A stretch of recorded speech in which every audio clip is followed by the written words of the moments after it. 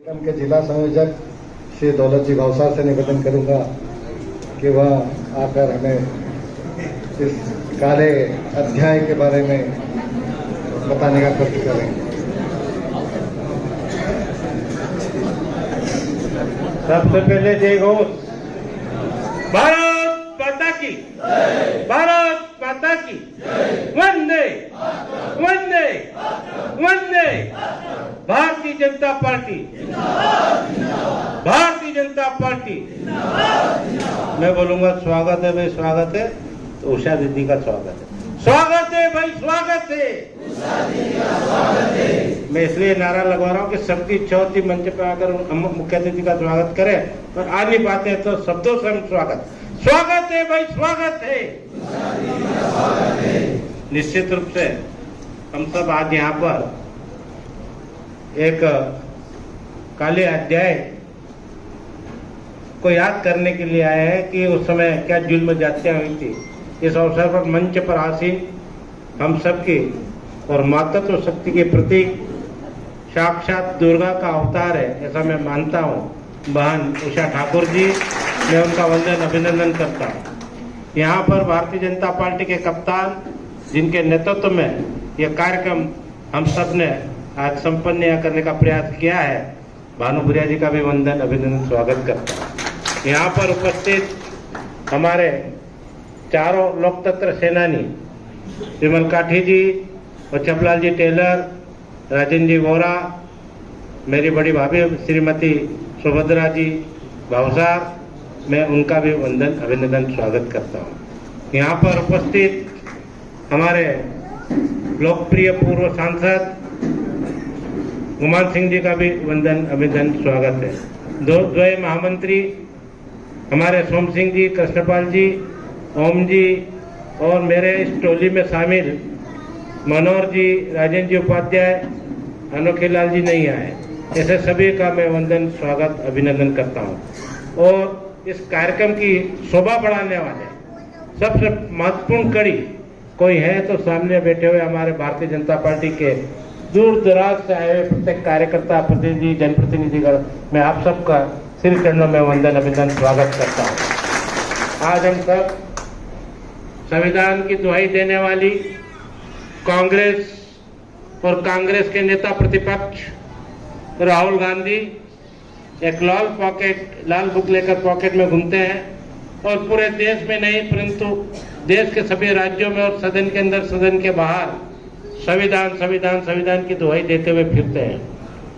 आज ही का वो दिन है जिस दिन राहुल गांधी को पता नहीं है कि मेरे पूर्वजों ने संविधान की कितनी बार धज्जियां देश के अंदर उड़ाई है, प्रदेश के अंदर उड़ाई है।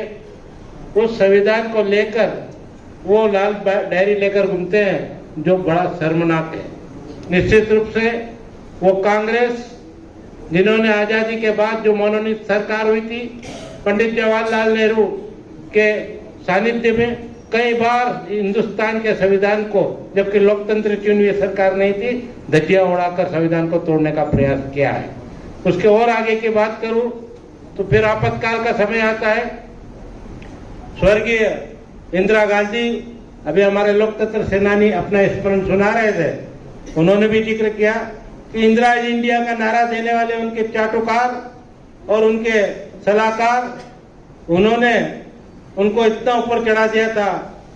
जब राजनारायण जी से वो चुनाव हार गई इंदिरा जी, तो उन्होंने इलाहाबाद में रिट दायर की थी राजनारायण जी ने, और उस समय इलाहाबाद कोर्ट ने इंदिरा जी का चुनाव निरस्त कर दिया था। अपने चुनाव को बचाने के लिए, अपनी सत्ता को बचाने के लिए, अपनी कुर्सी को बचाने के लिए रातम रात संविधान को तोड़ मरोड़ कर उन्होंने देश के अंदर 25 जून 1975 को आपातकाल लागू कर दी थी। वो समय था जब किसी को बोलने की आजादी नहीं थी, जो भी बोलता था उसको जेलों में ठूस दिया जाता था।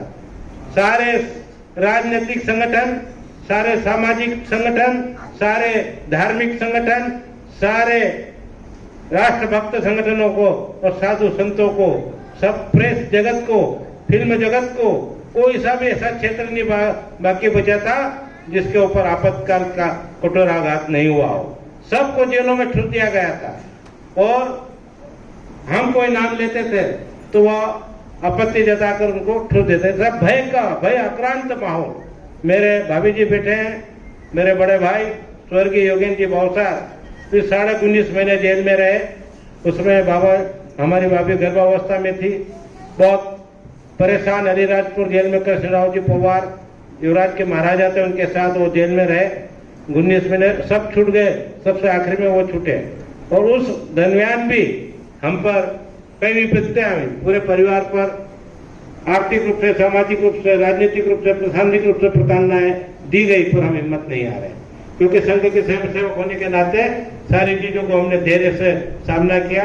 और आज हम सब बहुत अपने आप को फख्र महसूस करते हैं कि वो काली घटा भी छट गई और सूर्य उदय हुआ और भारतीय जनता पार्टी और उस समय जनता पार्टी का उदय हुआ।